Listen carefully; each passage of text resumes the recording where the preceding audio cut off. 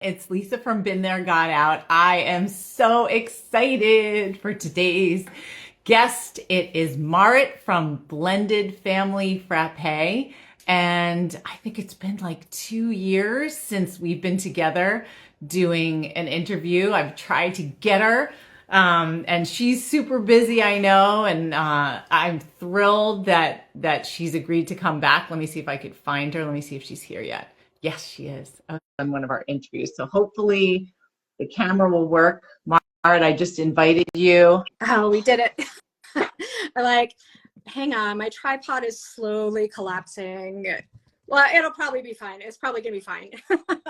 It's fine. It's fine. As long as we can hear you. Love the glasses. All right, I feel like I want to wedge it on something. There. Hi, Lisa. How are you? Hi. So good to see So we set you. this up and you're like, is 10 your time good? I'm like, yeah, that's perfect. I'm on Arizona Mountain Time. We don't do daylight savings. So it is actually an, so it actually isn't. I'm like, I better just check my clock this morning to make sure. I'm like, oh shit, yep, it's at 9. Anyway, it's fine. But I'm super ready. You're super ready, and already you've got all this energy as always.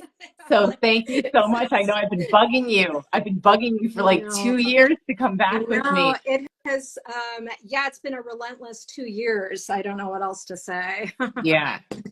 Yeah. Well, before you officially introduce yourself for people that don't know you, I have to say that I don't know if you know this, but the way we found you was one of our clients got it was like things to put into a high conflict parenting plan, something like that. Checklist. Oh, yeah.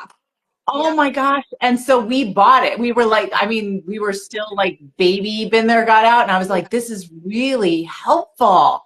And then we met you, and so then Chris, my partner, after that and working with really difficult situations, learned how to write excellent high conflict parenting plans. So putting together things for lawyers to review and to use at mediation and settlement. But there's so much involved with high conflict parenting plans. Yeah. And dealing with blended families that I think it doesn't apply to most of the world. And a lot of parenting plans aren't done properly because they assume that everyone's just going to figure it out, right? I know. They don't. Fun fact about that checklist. So that checklist arose. My sister's a lawyer and her now ex-husband is a lawyer.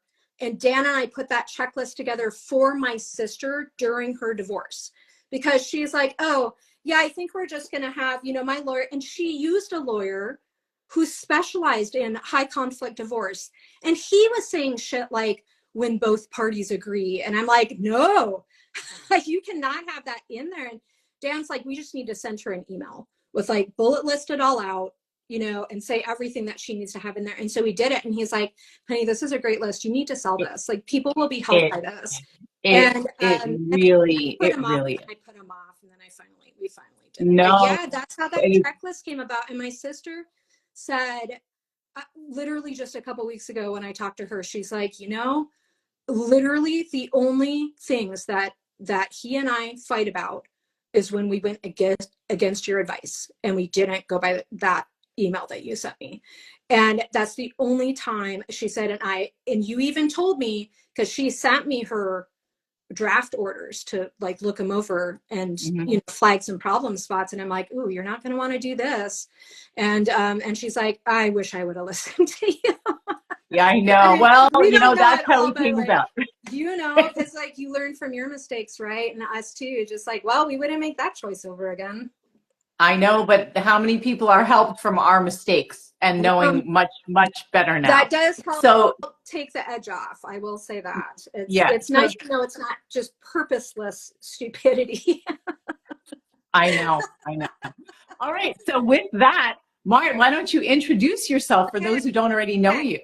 Hi, I feel like we already know each other now. Now that we know about my tripod and time zones. I'm Maarit from Blended Family Frappe, who I run sort of with Dan. He's kind of in the shadows, my husband, Dan. He does a lot of behind the scenes cheerleading and rooting for me and helping folks in our Facebook group and stuff like that. So I've been doing this work for a million years. Let's see, we went through major high conflict. We didn't know that's what it was called at the time. I don't even know if that was a word, a phrase, like a Right. thing at the time.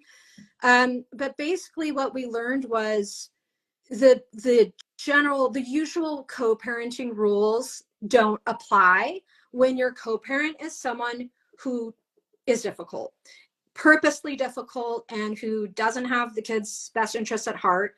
But boy, they sure believe they do. And if you ask them, they'd be the only one who does. And it was really, really discouraging. And we went through, and I have my own ex. Dan and I each brought a kid into the marriage, and they're the same age. So that was, seemed very convenient on paper. And of course, we absolutely thought we knew what we were doing. And I was like, step parents who have problems with kids must just not be kid people.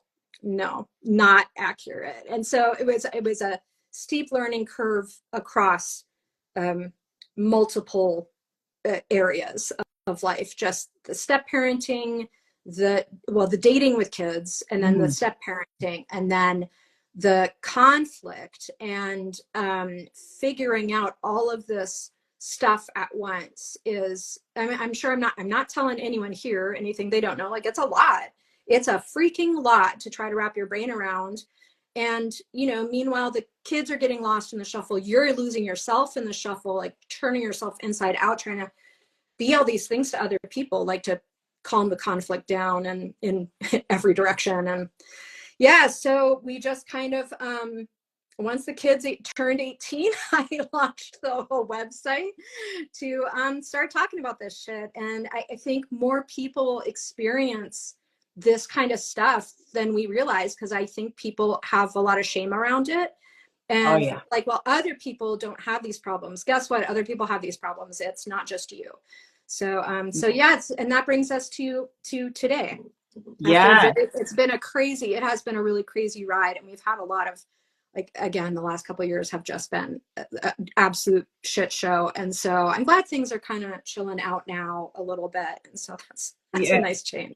Yeah, that's good. And I should say, we often have people who approach us from blended families. Usually it's the female, and she's like, my husband or my partner is dealing with a really high conflict ex, and usually the ex, is destroying both of our lives. Yep. They are. And one of the ways they do it, which is what we're going to talk about today, is they're trying to turn the kids against my partner and myself. And we just feel so helpless. And this is the topic of the current book that Chris and I are working on, is like what to do when your toxic ex is trying to turn the kids against you in court and in life. And it is such a prominent issue in the blended family community as well as the domestic violence community, because we do see it as a form of child abuse. Yeah. So we wanted to specifically talk about something that was in one of your recent newsletters, which I thought was so excellent. And that's how high conflict exes they weaponize extracurriculars. You had said that extracurriculars are a Trojan horse for alienation. So start, Maarit. I'm going to let you just start talking. So, and they're so innocuous, right? And that's what Dan said this morning when I told him I was doing this live with you. He's like, what is it about again? I said, extracurriculars as an alienation tactic. And he's like, oh, they're so innocuous. I'm like, I know, and this, as an example, I'll just use a personal example, and you can see how it seems normal. Here's why it's a Trojan horse. It seems normal. And it seems like a normal co-parenting discussion. It seems like a normal child raising discussion. And then it's only like kind of, even in hindsight, that you look back and you're like, oh, that was my parenting rights being whittled away, and you don't realize it. So the first year that Dan and I were dating, he and his ex lived about an hour and a half apart.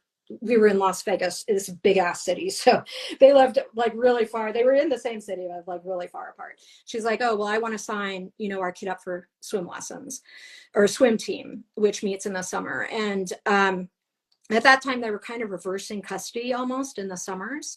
And so Dan would get more primary time in the summer. And he's like, well, if you sign her up with swim team down there by you, then like, I can't have her more of the time in the summer like usual. And she's like, oh, well, but I already told her about it. She'll be so disappointed if you say no. And I said to Dan, if she wants to be on swim team, why don't you sign her up for the swim team, you know, in your neighborhood? And he wouldn't do it. I procrastinated. We were new. Like, he wasn't listening to me yet. You know, and he didn't do it. And sure enough, he basically barely saw his kid because the swim team met every morning, like at 7 a.m. or 7:30 a.m. or something crazy. So she, oh gosh, yeah, she can't do overnights at your place. Too bad. Well, maybe Maarit could pick her up after swim practice. But it was like, so he lost that summer with her, you know, and then even during the school year, it was always something. So we worked construction at that time. We had very early starts in the morning. So, but we were done really early in the day. So my day wrapped up like 1:30, his wrapped up like 2:30. Well, his ex-wife in a traditional job, she wasn't done with work till like 5:36 at night. So she signed their kid up for all of these, you know, after school enrichment programs so that she wasn't just sitting in the, you know, after school care, like watching movies with the other kids. It sounds really great. Like after school enrichment, like, don't we all want that? Totally. And Dan's like, well, that's great on your weeks, but on my weeks, like, I could pick her up and take her to the park, you know? And it was just all of this weight around it about like, oh gosh, you're really disappointing your kid by doing that. Or, you know, it's once she was in more team things, it was, gosh, you're letting the team down, or they're expecting her to be here. And like all of these little guilt trips. But I mean, we lost countless hours of time with her because of extracurriculars oh, I was going somewhere with it, Lisa. I was going somewhere with it. So the after school enrichment. So first the swim. Swim stuff. You started missing overnights with her during the summer, which was supposed to be more primarily. I'm sorry. I remember. I'm going to interrupt you before I forget again. And then tacked onto that was, gosh, I'm sorry, your dad doesn't seem to really care. He just doesn't seem to understand. He just doesn't really seem to know you the way that I know you. And add all of these, you know, right there. Things up. It is definitely driving a wedge in that parent-child relationship. And there's nothing you can do about it, you know. When she got a little bit older, Dan, you know, and would argue with him about it. And he would say things like, well, yeah, I agree that volleyball is important, but it is not more important than your family. And, you know, I think we have a tendency to overschedule our kids anyway. And that's a separate soapbox. But when it is, because of that, it is so easy to lose sight of the values that hold you together as a family. And those just get more important, you know, in a separated family situation where the kids aren't with you full time. Like, you need that family time because you get half of it at best, as you would have otherwise, you know? Yeah. When you started, go ahead. Double interrupt you. I appreciate you. Okay. I'm New Yorker. I interrupt all the time. So were you gonna say something, Maarit, or should I say what I was gonna say? I'm ready. Okay. So that was my long intro spiel to extracurriculars for alienation.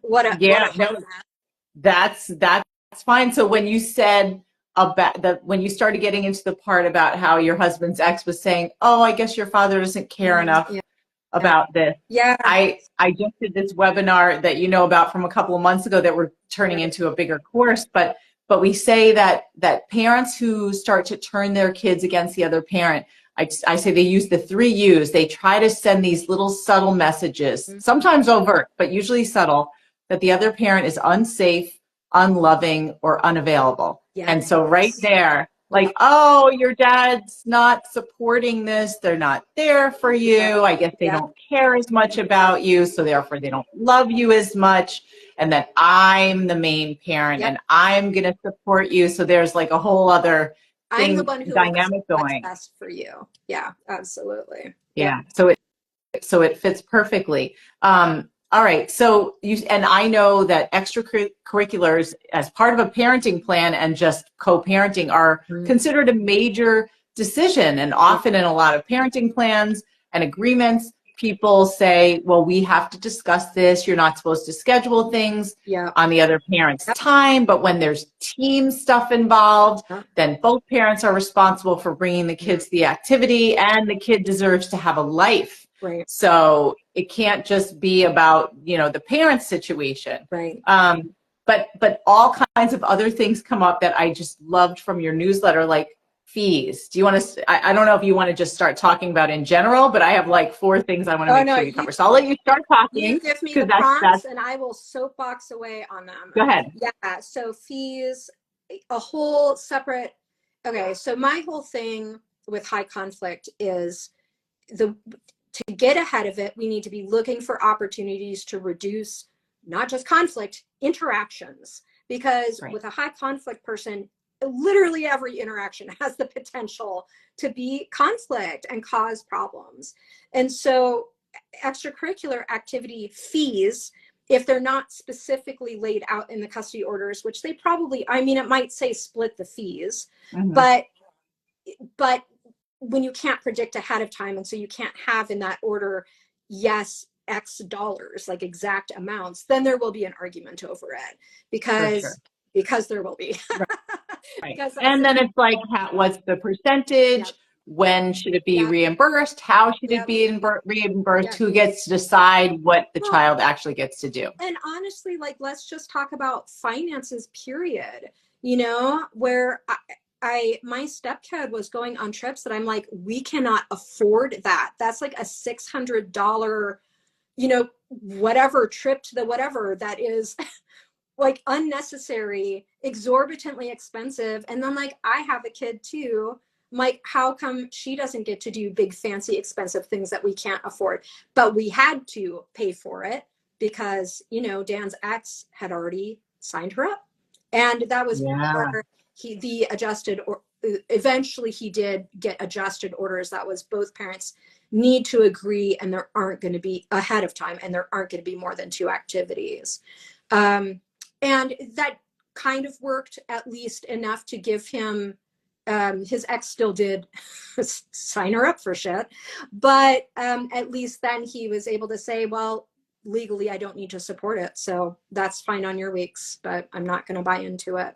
And how do you deal with it when the kid absorbs that and also feels entitled to go to everything that they feel like doing? Like, did you have that in your situation? I'm sure you have people in your community. Can you talk about that? Yeah, it was, it was frustrating for us because it was just one more way that we were the bad house, the unfavored house, the mean house, who didn't understand and isn't supportive. But the thing is, at a certain point of being the bad guy, you just kind of lean into it, and it kind of stops bothering you after a while. Like my daughter's dad is a little bit of a prick. Charming, like really, really charming guy. But he would pull shit like this, but like to extremes, right? Say, well, she's got a swim meet, and he'd be like, I don't care. And he just genuinely wouldn't care. He didn't care if it was letting the team down. He didn't care if he's like, nah, we're doing something today. And he would take her and go do their own thing. And I'm like, okay, but my feeling was like, if you're going to make that decision and piss your kid off, like, that's between the 2 of you, and you guys will work it out, And I didn't have an expectation for him that he needed to support things that he didn't like have I kept him informed, but he wasn't a very involved dad. But he didn't care about being unpopular, and I all the time I'm like, we need to channel that a little bit more and not care about it so much, and just say, well, interesting. You know what I mean? And and Dan says things like, he's like, if I could go back in time, every coach who said to me, gosh, Dan, it's really awkward to not have your kid here. She's really letting the team down. We really need everyone to be here. Dan says, I would have said, well, yeah, I'm really sorry about that. Her mom should not have signed her up for this. You know, why am I the bad guy? I'm not the one who made that decision, knowing full well that, like, not knowing full well that she could intimidate him into participating, you know, while carving out his parenting time. But basically, we did our best to counter it with his kid by just returning to values. It's really hard to argue with values-based statements. So when you're instead of saying like, well, I think you're overscheduled, and them saying, well, no, I'm not, you can say, well, time together is important to me. I can't, So you reframe it. can't argue with that, you know? No, it Yeah, isn't. that's great. I mean, it's so interesting because we usually hear it from the other side, and you know, where it's just like my ex is not supporting my kids' activities, they're not respecting my kids' time. Yeah. But I love hearing this other side from the parent who's like, well, here's why. Because our family time matters too, and you have so many activities. Like, how are we supposed to keep this relationship strong if we never spend time together? Also, time together is opportunities to be part of milestone events. I mean, a childhood doesn't last forever. And the what's going to be more important, our camping trip or that volleyball practice that absolutely could have been missed, you know? And we had really challenging schedules. You know, we each had a kid, we each had a separate parent, and we were busy and had work and life and stuff. The time that we got together as a foursome, when our schedules could overlap, that was precious time. And I do not regret fighting for that time, even if it made the kids unhappy about it. In the long term, that was worth it to me. And those were decisions that we had to make. I think that people are very, and it's more complicated and high conflict, of course, like with the kids not liking you enough, you know, because then that's like another wedge that your ex can use against you. But at a certain point, you just really have to commit to what are your values? Because you're going to end up compromising and nice guying away your entire parenting relationship with your kid. You know, like you have to fight for that time. If you are with someone who is going to steal that time from you, then you need to fight for it. And that's just all there is to it. If you want to parent your kid, you are going to have to make waves, and people aren't going to be happy about it. You know, it's so interesting because you've made me think of something I haven't thought about in years with my partner, Chris's ex. They had something in their parenting plan that said that during the summer, they each got to pick 1 week to go away on vacation, but it wouldn't be during the kids' regularly scheduled activities. So his kids were on like literally 4 sports teams, and they went to camp full time. So in his head, it was like, okay, the camp full time, but like the other stuff, it's like practices. There were no games, but they just would get together for these practices. And so the way it worked, there were only like 2 or 1 week during that summer when they weren't doing anything. So his ex picked her week, which actually in other years she had done it during these general practices, but not during, and that was okay for her. But then one year, Chris picked one of those weeks when they didn't have camp or anything. Thought it was over, and she challenged it in court. And she was like, nope, because they have like a couple of baseball things, but it wasn't games. And the kids said, we want to go on vacation with that. Like, that's our time. And she went to court, and the judge was like, well, it does say it here. But she rebuked his ex because she said, you know what, this is not a win because you're taking the kids away from their vacation time with their father. And the kids were really upset. Chris was really upset. And my kids were like, I don't even understand this. But it's just like the lengths that these people go to try to destroy the relationship, and not realizing that the kids see what's happening. Like those kids got ripped away from their vacation. You know, they could only stay like 3 days instead of 7. And there was all this like driving that had to take place just to say like, I'm not going to allow it. It was the whole power dynamic. It had nothing to do with kids enjoying themselves. Like she had even said to them, you guys can decide what you want to do. And then she took it back. Of course. Like, wow. Like you said, you can decide. Kids will see it. That's what I think you should decide. Right. Yeah. So, wow, I haven't thought about that in a while. You mentioning camp made me think about a point I wanted to mention was when you're on long distance custody, because for a while we did long distance, probably about 4 or 5 years into our relationship. And well, there's a whole another ball of wax where we're already only seeing this kid. It started out twice a month and then went to once a month Mhm. because of it was just too much traveling. And but then you had summers and it was like, man, we had to fight for that summertime. And it was so frustrating because everything was more important than time with us. And Right. that's normal child development, right? That every tween and teen will tell you parents are stupid and my friends are more important. My friends are my family, you know? Right. Right. And man, it just sucks that for years, you have to just be the unpopular bad guy and keep saying, I don't care, you're getting on that plane.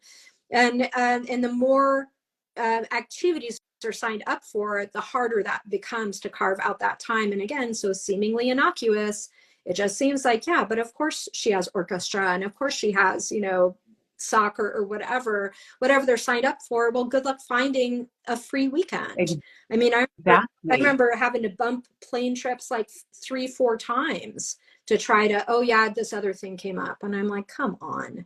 Right. And that also costs money too. Well, not on Southwest. Plug for Southwest Airlines. You can Good change to your know. tickets indefinitely with no fees or changes. They just put the amount. Could God bless those guys and their business model. Yeah, that's great. So another thing you mentioned was in terms when there's extracurriculars, packing the gear is another issue that Mm. people argue about, like who's responsible not only for packing, but getting the Oh, gear, where oh, it lives. yeah. And so your kid forgets their knee pads for volleyball or whatever at the other parent's house. Again, we're an hour and a half apart.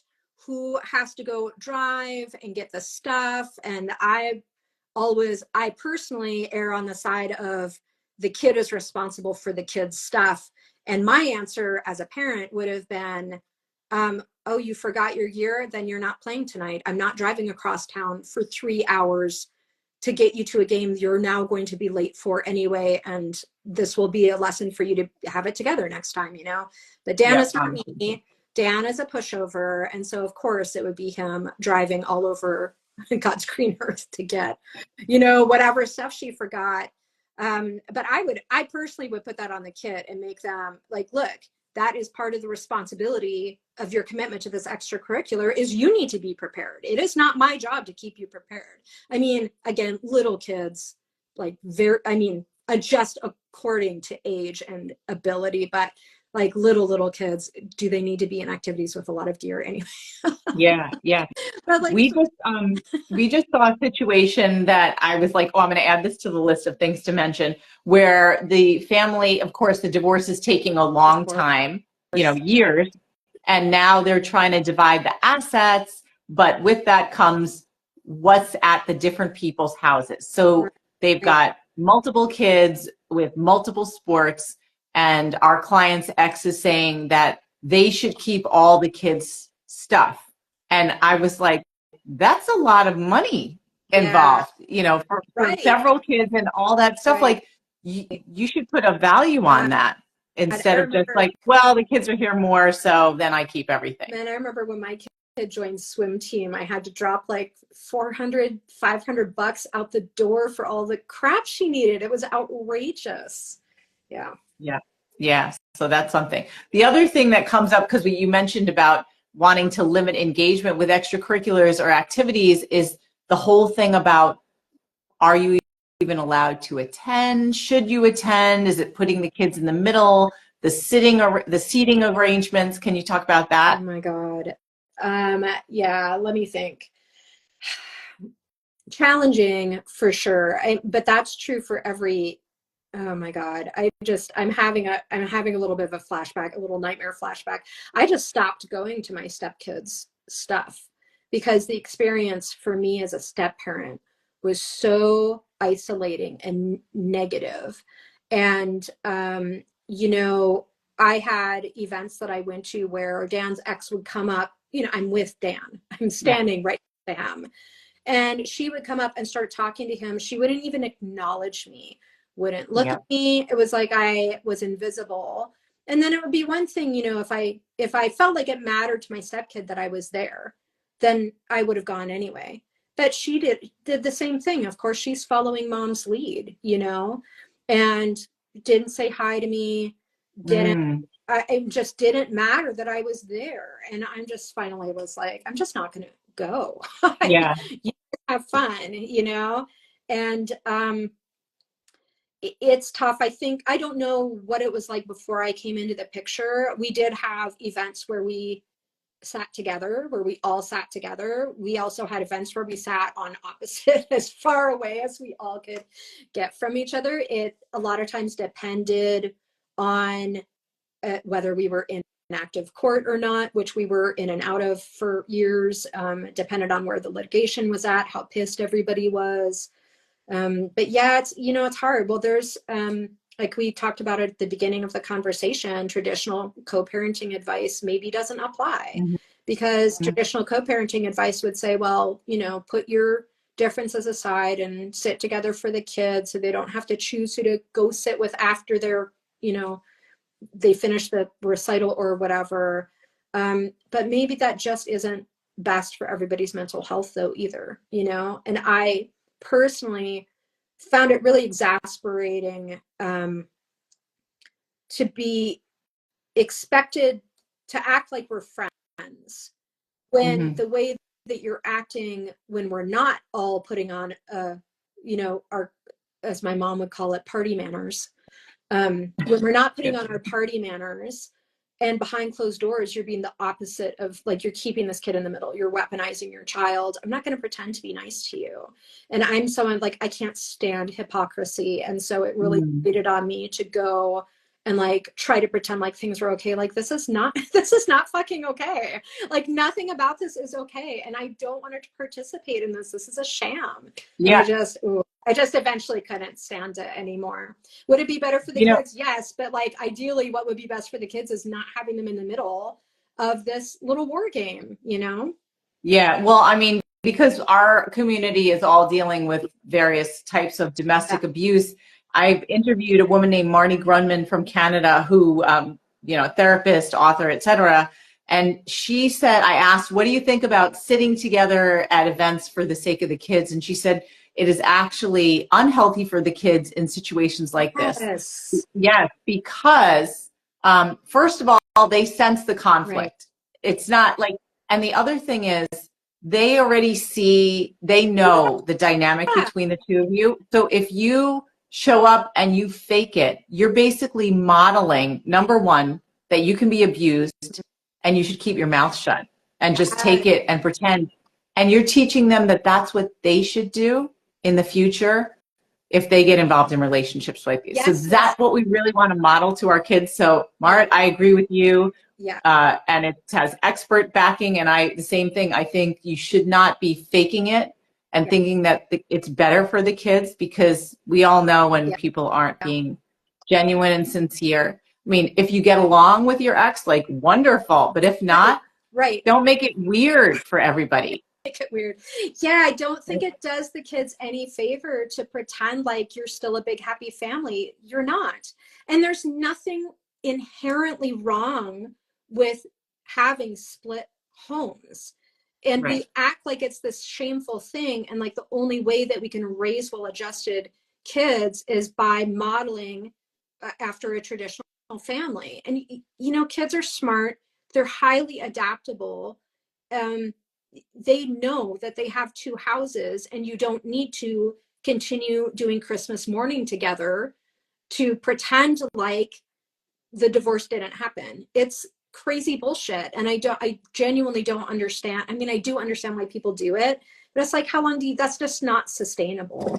And I don't think that there's anything wrong with sitting separately at events.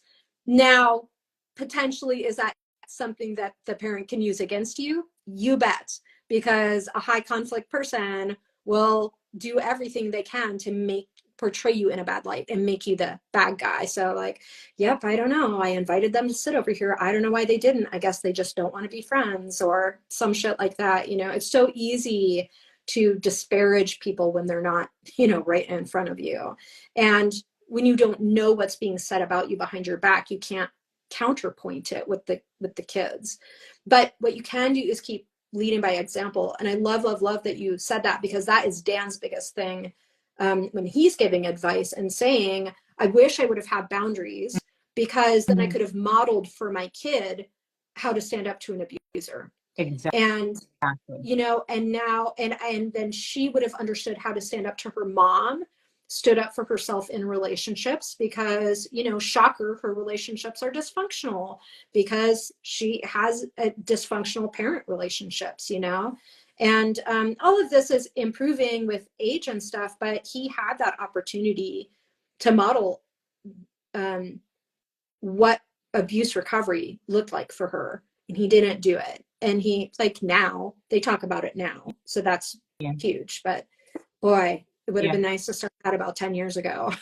I know. And the thing that you were talking about regarding pretending, like, some people genuinely get along and they can do Christmas morning together, Right. but and whatever else, but in our world, like our community, it's not going to happen, like, ever. Right. And I think that there is this weird thing where people think, well, it's not weird, but they're like getting along and co-parenting peacefully, like we should all get over ourselves, and everybody else is getting along, so why can't I? So there is that shame.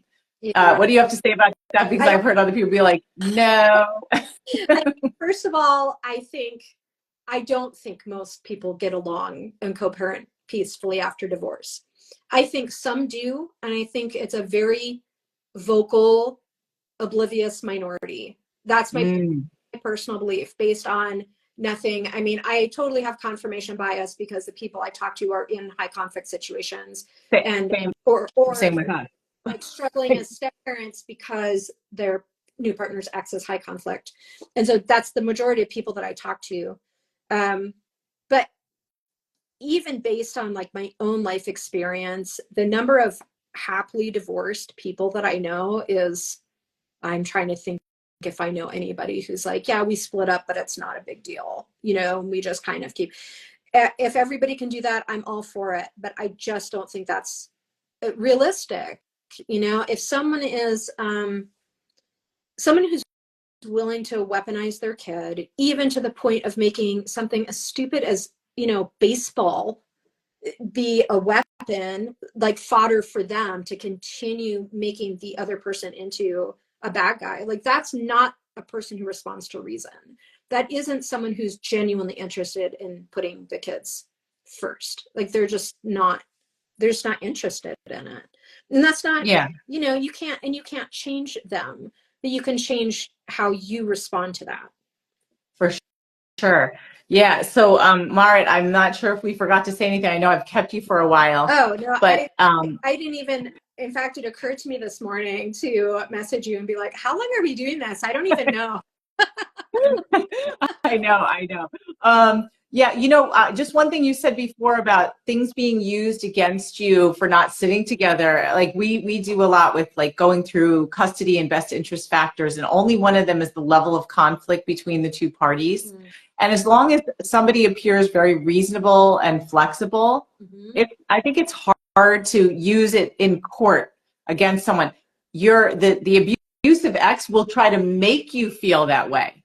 But that's more of what they do, and making you feel like you're this terrible person. Right. And I think I just did a post on like, is your ex of that like, oh, just forgive and forget about it mentality when it comes to their stuff, but not to your stuff? Because so many of them, they'll treat you terribly. Right. And then all of a sudden it's like, wait, what just happened? They're asking for a favor and speaking really, and I'd be like, why do you have to be so bitter and difficult? It's like, what?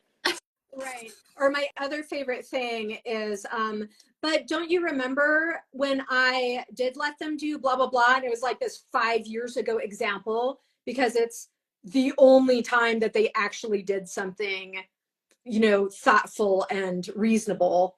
And so they have to keep trotting that out as an example every time. Well, that sticks out as like something in abusive relationships, when someone's like ready to go and then they're excess. But don't you remember like the last most expensive, greatest gift that I gave to you? Like, I'm a wonderful partner. What's wrong with you? You're just not appreciative. It's the same thing. Yeah. And you know, the thing is, by the time we're breaking up with these people, we're broken up with them, and to the point of co-parenting, we're so freaking gaslit by then. You know, we're so turned inside out. An abusive relationship flips your reality upside down and has you questioning your own perceptions. And guess what? That's what gaslighting is it you start thinking you're wrong about everything, and that gives your ex power over you because, oh, well, trust my perceptions, like trust me, I'm telling you, you know. And it takes a long time to recover from that and rebuild from that, and then have effective boundaries. And it's a process. But I think it's really important just to start the process by saying we cannot keep doing things the way that I've been doing them. Agreeing to everything to try and minimize conflict is not the way forward. You will lose your irreplaceable family time by doing that. That is not sustainable. It isn't. And if you need to make people a little bit unhappy along the way, including your kid, then that's what you need to do, because the most important thing is for you to have a relationship with your kid. Yeah. That's so much more important. And we just, you know, let ourselves get talked out of it or bullied out of it or threatened out of it. And you can't get that time back again. Yeah, I'm so glad that we did this interview today, because I think most people, because of extracurriculars and thinking like, yes, we both have to support our child's activities no matter what, that they fail to see some of these other details with what's being lost by always thinking, well, I should do whatever my ex says and sign the kid up for everything they want. Like there's a whole other side that really needs to be considered, especially when we think about what do we value the most? Yes. Family, love, and I think, like long-term relationships. too, for sure, you know. And I'm not against extracurriculars, but I don't care what they're participating in. It's just never going to be more important than your relationship with your kid or your kids. Yeah. Wow. Thanks so much, Maarit. Can you tell people how to find you? Blended Family Frappe, right here on Instagram and everywhere, really. And the website. And I just redid my very fancy link in my bio, so you can get everything you need in there, including the checklist that we talked about at the start of the call, for a better parenting plan. For Pete's sake, let's take the arguing out of that. Yeah. All right. Well, thank you so much. It was great seeing you again. You too. Take care. We'll talk again soon. Okay. Bye.